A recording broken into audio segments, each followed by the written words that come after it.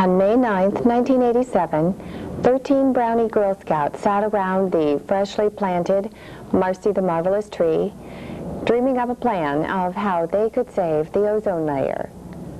They learned that the decrease in the world's population of trees was a contributing factor in that trees filter pollutants from the air.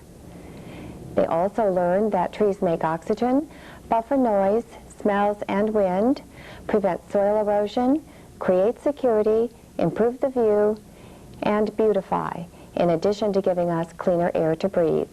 The hole in the ozone layer is enlarging year by year, and if people don't do something about it, we will not be able to live on the surface of the earth. Scientists are already trying to find a way for human beings to live underground. That's why the Tree Musketeers are encouraging you to plant trees. There have been two scientific trains of thought on this. Some scientists thought that it was simply the result of the peculiar dynamics of the meteorological conditions around the South Pole. Followers of this theory are still deep into research to provide the necessary technology for the human race to live underground when the atmosphere is gone. The world scientific community has now agreed, however, that the deterioration of the ozone layer is a direct result of chemical pollution rising from our cities. In this case, there is something for us to do. There is the potential that the grandchildren of these kids will enjoy the life on Earth as we do, not under it.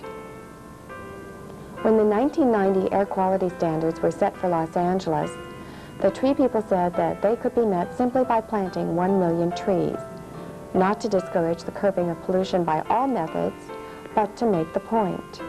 Trees provide a beautiful, natural filtration system to clean the air far more efficiently than anything man could invent. We could all spend our time in concern about what other people are going to do, and nothing would be done. Rather than worrying about the hole in the ozone layer or complaining about the noise or pollution or smell, we've chosen to do something about it.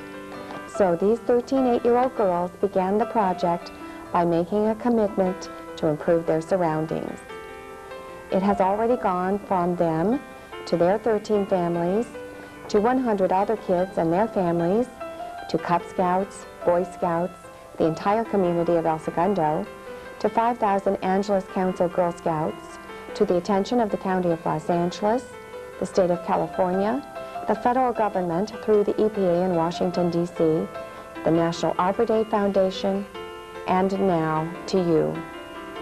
You can't change the world, they say. Perhaps not, but an individual can make a decision to change their own little world and have an influence on other people deciding to change theirs, and so on, and so on. We remain committed and invite you to join us in this ambitious undertaking.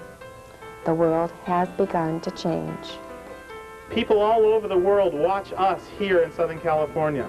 You're part of Greater Los Angeles, and the news media watch this, and they tell people in Africa and in Indonesia and in Central America that kids are planting trees to help the environment here.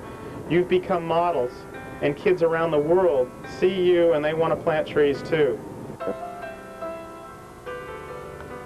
When we Tree Musketeer pioneers began, awards and ceremonies were the farthest things from our minds. At this time, we have a proclamation of Arbor Day. Now, therefore, the City Council of the City of El Segundo does hereby proclaim March 7th, 1988 as Arbor Day in El Segundo and urges all residents to observe this day by recognizing the importance trees have in improving our quality of life in the community. I have a presentation from the LA County Board of Supervisors, and this is to the Tree Musketeers in recognition and appreciation of a substantial contribution towards preservation of the environment. Dean Dana, Chairman, LA County Board of Supervisors. Congratulations to you all. We have a modest presentation from the State Senate, but I want to tell you something about it because this is kind of fun for you. We have an artist up in Sacramento, and when he heard that we were making a presentation for the Tree Musketeers, he wanted to do a resolution with trees on it. So you have a very special resolution from the State Senate with the California redwood trees on it that was drawn just especially for your clubhouse. And I won't read this tonight for you, but it is congratulating all of you on all your hard work and dedication for planting the trees around town. Congratulations. Thank you all. This is the President of the United States commends the El Segundo Tree Musketeers for outstanding achievement in environmental protection services. This is signed by Ronald Reagan, the White House, Washington, D.C.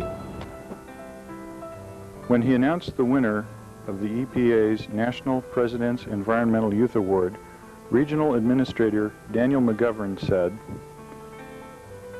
"The Tree Musketeers is indeed a success story. The young people who created this project are to be congratulated for their work of planting trees and getting their entire community involved in saving the ozone layer, fighting smog, and improving their town's quality of life. This coming generation of environmental protectors holds hope for the future through educational projects such as this."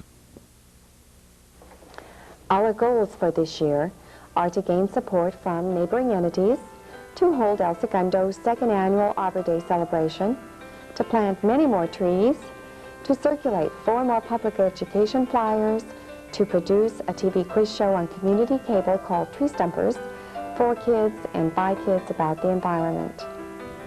Our long-term goals remain to have surrounded El Segundo's residential area with trees by Arbor Day 1990, to have raised the conservation consciousness of our citizens, and to have spread the Tree Musketeer message as far as there are ears that will listen. This effort by 113 of our youth causes me to reflect on 19th century children on both sides of the Atlantic Ocean, tackling an insurmountable task, saving their pennies, and bringing the Statue of Liberty to America. And so, beyond our goals, we have a fantasy in which children all over the world are planting trees and fostering social change, united in action against the singularly most serious threat that has ever faced humankind. The Tree Musketeers think we shouldn't be digging holes for people to live in. We should be digging holes for trees to live in.